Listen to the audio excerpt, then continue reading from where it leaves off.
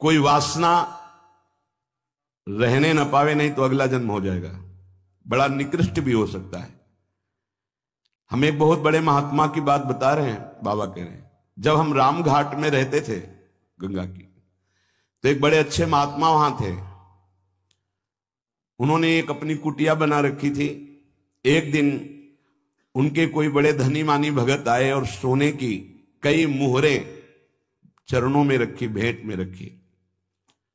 उन्होंने सोच करके ले लिया कि संत भंडारा करेंगे, और गीता जी के एक बस्ते में बांध कर रख दिया।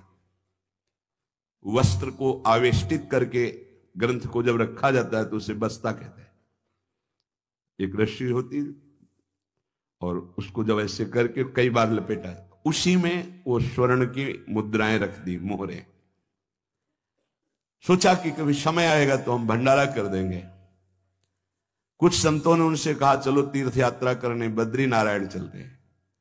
चिंतन में आया कि वो मोहरे रखी, भंडारा करना था, पर संतों से कह नहीं पाए, और चले तो बद्री नारायण नहीं पहुंच पाए, रास्ते में ही प्राण निकल गए। प्राणों का क्या भरोसा, कौन सा कदम आखिरी होगा किसको पता, कौन सी श्वास आखिरी होगी किसको पता। इसलिए बहुत चतुर सुजान वो हैं कि कोई संकल्प नहीं रहने देते, नहीं रखना चाहिए। चतुर सुजान साधक कल हम ये करेंगे, नहीं नहीं, अगर श्री जी ने चाहा तो कल ऐसा हो जाएगा। शब्दों में बंधना, शब्दों में ही मुक्त होना, संकल्प में ही बंधना और संकल्प से ही मुक्त हो जाना, दोनों बातें हैं। कल मुझे अमुक जगह जरूर जाना है, तुरंत अंदर से हाँ श्री जी ने चाहा तो जरूर चले जाएंगे। वाणी से भले चूक हो जाए, अंदर से चूक नहीं होनी चाहिए। तत्काल आराध्य देव को बीच में लो, नहीं फंस जाओगे। एक बार भी आराध्य देव को बीच में नहीं लिया, रास्ते में प्राण निकल गए। चिंतन चल रहा था कि लौट के आएंगे तो स्वर्ण मुद्राएं जो रखी उनको बेच करके फिर भंडारा करें। सद इच्छा भी नहीं रखनी, ये बहुत सूक्ष्म विषय है। अब उनका शरीर छूट गया। शरीर जब छूट गया तो शरीर की अंतिम क्रियाएं हुई जो संत की होती। 16 दिन बाद कुछ संतों को प्रसाद पवाया गया। महीना व्यतीत हुआ महाराज की कुटिया की जो सेवा सफाई में, तो बस्ता एक ऊंचे पे दिखाई दिया। देखा कि गुरु जी की गीता रखी हुई है। कोई बात नहीं है, कभी समय आएगा तो पढ़ेंगे, गुरु जी की गीता है। रात्रि में स्वप्न हुआ उनके शिष्य को कि बेटा मैं पतित हो गया, चूक हो गई। अंतिम समय स्वर्ण मुद्रा का ध्यान होने के कारण मैं सांप बनकर उसी बस्ता में बंधा हुआ हूं। जब तक स्वर्ण मुद्राएं बेचकर संत सेवा नहीं करोगे, मुझे सांप की योनि मिली है। पूज्य पादुड़िया बाबा भी वहीं रामघाट में थे।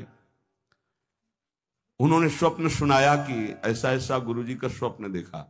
तो सब संत एकत्रित हुए, सबके सामने जे ही बस्ता खोला गया, सोई नवीन अवस्था का सर्प फड़कार के खड़ा हो गया। स्वप्न सच्चा निकला, क्योंकि वो आदेश हुआ था गुरु जी का। वो एक स्वप्न नहीं था, वो एक आदेश था। इसलिए सब संतों को एकत्रित किया था कि ऐसा कुंडली मारे फन काढ़े उन्हीं स्वर्ण मुद्रा के ऊपर वही महात्मा जी, क्योंकि स्वप्न में बता चुके थे। उस वस्त्र में देखा गया कोई छिद्र नहीं था जिससे सर्प घुसकर पहुंच सके स्वर्ण मुद्रा तक, क्योंकि कई लपेट होते हैं बस्ता में। ये देखकर सब महात्मा आश्चर्यचकित हो गए कि भाई थोड़ी सी असावधानी हुई कि स्वर्ण मुद्रा का चिंतन बना तो सर्प होकर के गुरु जी को बैठना पड़ा। उस सर्प को बड़े सम्मान, किसी को कुछ नहीं काटा, कुछ नहीं छेड़ा, उसको बहुत सम्मान से आदर पूर्वक जंगल में जाके दुखी होकर शिष्यों ने छोड़ा और उन मोहरों को बेचा गया। संत भंडारा हुआ, उनकी जो ही वासना की पूर्ति हुई, ये वासना बन गई थी, तो ही शरीर छूटा उनका और अपनी गति को प्राप्त हुए।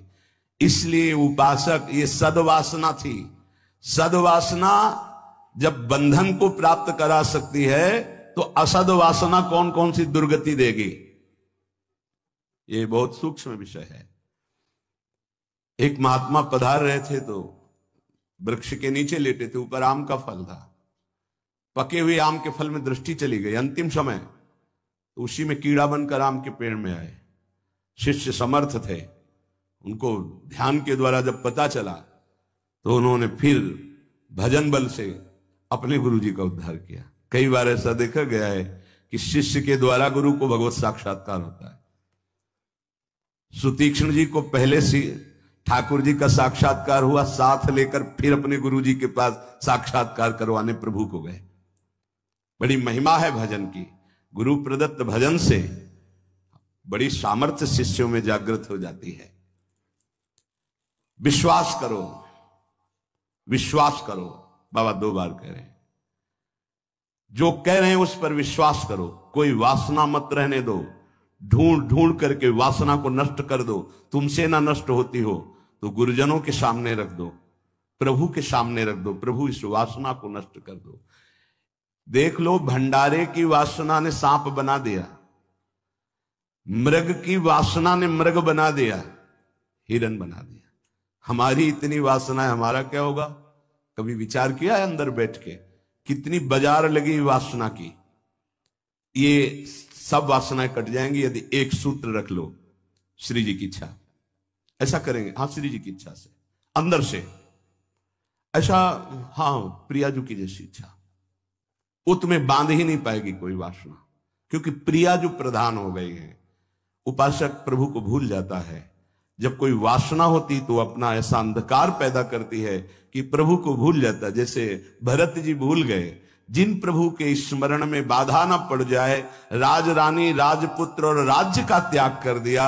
वही हिरन की बाधा को कैसे स्वीकार कर लिया कि प्रभु का विस्मरण हो रहा है, प्रभु की सेवा छूट रही हो, हिरन के दुलार में घूम रहे हैं, हिरन बनना पड़ा।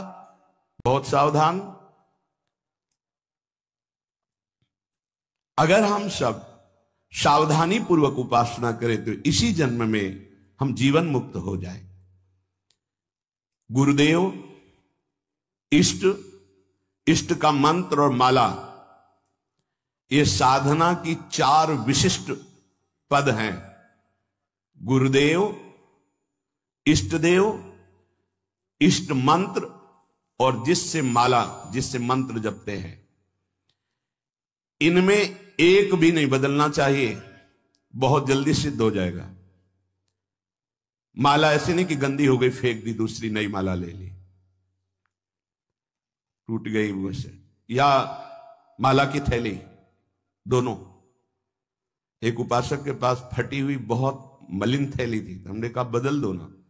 नहीं, गुरु प्रदत्त है, ये आजीवन चलेगी। ऐसे बहुत जल से धो दिएंगे, यमुना जी में धो देंगे, बदल तो नहीं सकते, आजीवन के लिए है।